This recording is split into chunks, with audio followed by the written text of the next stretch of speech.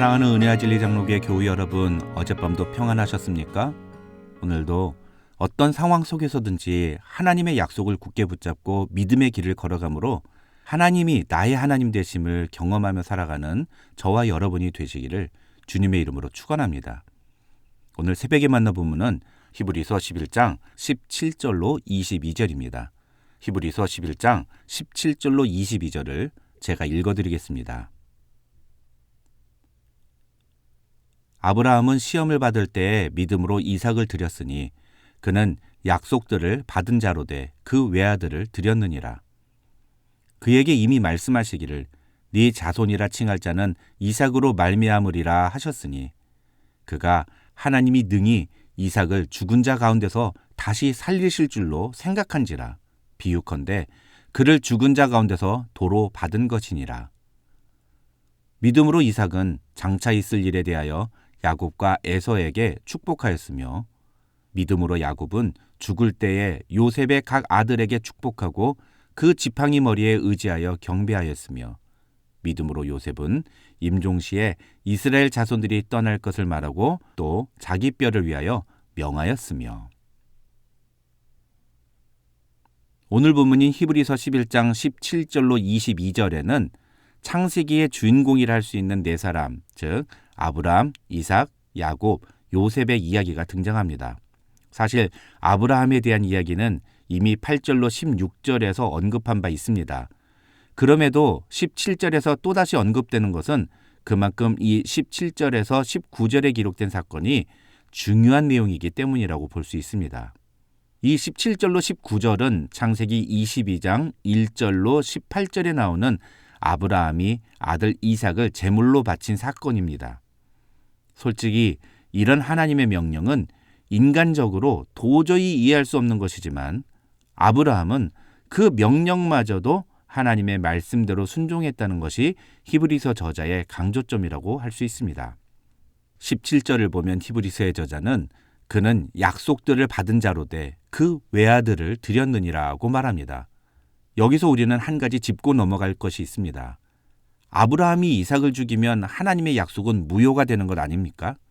그런데 하나님은 왜 아들 이삭을 제물로 바치라고 하셨을까요? 그래서 우리는 이 모순과 불합리함을 어떻게든 이해해 보려고 하는데 사실 그것은 이해가 잘 되지 않는 사건입니다. 그런데 그 모순과 불합리함이 해결되지 않기 때문에 대부분의 사람들은 하나님의 명령대로 순종하기를 거부한다는 것입니다. 그렇게 내가 이해할 수 없는 일은 순종하지 않는 것이 세상 사람들의 모습인데 반해 오늘 아브라함은 자신이 절대로 받아들일 수 없는, 자신이 절대로 이해할 수 없는 일을 하나님이 명령하셨지만 그 하나님의 명령대로 결국 순종했다는 것이 아브라함의 믿음의 모습이라는 것입니다. 나중에 하나님은 그런 아브라함에게 뭐라고 말씀하십니까? 네가 네 아들, 네 독자까지도 내게 아끼지 아니하였으니 내가 이제야 네가 하나님을 경외하는 줄 아노라.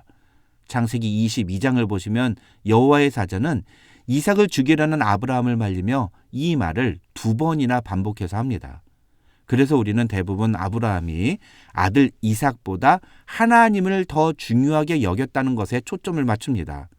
물론 그것은 맞는 말입니다. 하지만 창세기 22장 18절을 보시면 여호와의 사자는 아브라함에게 이는 네가 나의 말을 준행하였음이니라 하며 이 모든 사건의 핵심이 무엇인지를 우리에게 설명해 줍니다.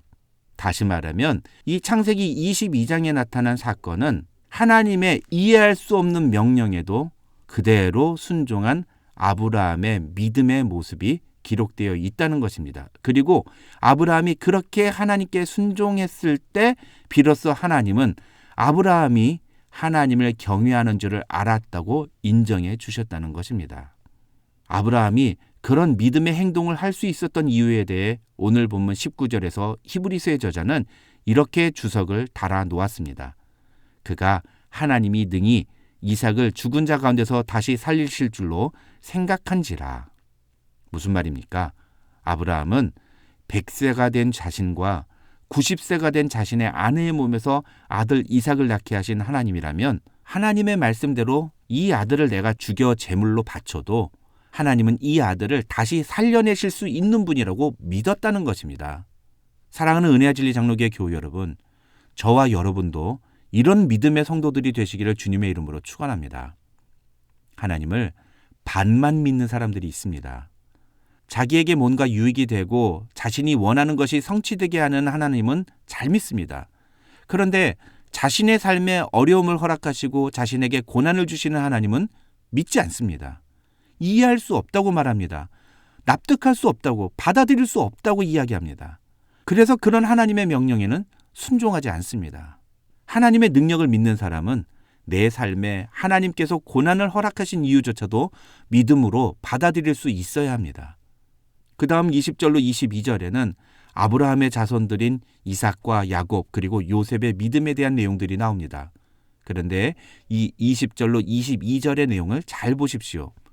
우리가 이삭이나 야곱, 요셉 그러면 생각나는 여러 사건들이 있지 않습니까? 그런데 히브리서의 저자는 그런 내용들에 대해서는 전혀 말하지 않고 완전히 다른 이야기를 합니다. 20절에서는 이삭이 자기 아들 야곱과 에서에게 축복했다는 것을 말하고 21절에서는 야곱도 죽을 때 요셉의 아들들에게 축복했다는 내용을 말합니다. 또 22절에서도 요셉이 죽을 때 사람들에게 부탁한 내용을 언급합니다. 공통점이 무엇입니까? 이삭, 야곱, 요셉 모두 죽을 때 혹은 죽기 전에 그들이 한 행동에 대해서 이야기하고 있다는 것입니다. 히브리서의 저자가 이 세 사람이 죽기 직전에 한 일에 주목하고 있는 것은 그것을 통해 우리에게 이야기하고 싶은 어떤 특별한 메시지가 있기 때문입니다. 결론부터 말씀을 드리면 그것은 바로 이 사람들은 모두 하나님의 섭리를 믿은 사람들이라는 것입니다. 하나님이 약속하신 것을 믿고 자신의 삶에서 일어나는 어떠한 상황 속에서도 하나님이 그 약속을 반드시 이루실 것이라는 사실을 믿었다는 것입니다. 그래서 그 믿음을 가지고 죽기 전에 하나님이 약속하신 내용을 가지고 자기의 아들들에게 축복을 해주었다는 것입니다. 이삭은 어떤 일을 경험했습니까? 그는 두 아들이 서로 장자권을 가지고 싸우다가 결국 동생인 야곱이 형을 속여서 장자권을 가로채고 그 결과 형이 동생을 죽이겠다고 달려드는 일이 벌어집니다. 그리고 그 일로 인해 동생 야곱은 형을 피해 집을 나가버립니다. 가족이 찢어지는 일이 벌어진 것입니다. 그런데 창세기 28장 3절과 4절을 보시면 그렇게 형 에서를 피해 도망가는 아들 야곱을 붙잡고 이삭은 이렇게 기도합니다. 전능하신 하나님이 내게 복을 주시어 내가 생육하고 번성하게 하여 내가 여러 족속을 이루게 하시고 아브라함에게 허락하신 복을 내게 주시되 너와 함께 내 자손에게도 주사 하나님이 아브라함에게 주신 땅 곧 네가 거류하는 땅을 내가 차지하게 하시기를 원하노라. 학자들은 오늘 본문 20절이 바로 이 창세기 28장에 나오는 야곱에 대한 축복의 기도를 의미한다고 해석합니다. 비록 현실은 야곱이 형 에서를 피해서 도망을 가는 상황이지만 이삭은 그런 야곱을 통해서 하나님이 하나님의 약속을 이루실 것을 기대하며 축복했다는 것입니다. 그 다음 야곱은 어떤 일을 겪습니까? 우리가 잘 아는 것처럼 야곱은 요셉이 애굽에 팔려가는 일을 겪습니다. 그러나 야곱은 죽은 줄로만 알았던 아들 요셉이 거대한 제국 애굽의 총리가 되어서 자신에게 다시 나타나는 엄청난 반전을 경험합니다. 이 일을 통해 야곱은 하나님의 약속이 결코 헛되지 않음을, 하나님은 반드시 일하고 계심을 분명히 깨달았을 것입니다. 야곱은 그렇게 자신의 인생을 통해서 인간의 생각과 다르게 역사하시는 하나님의 놀라운 섭리를 체험했습니다.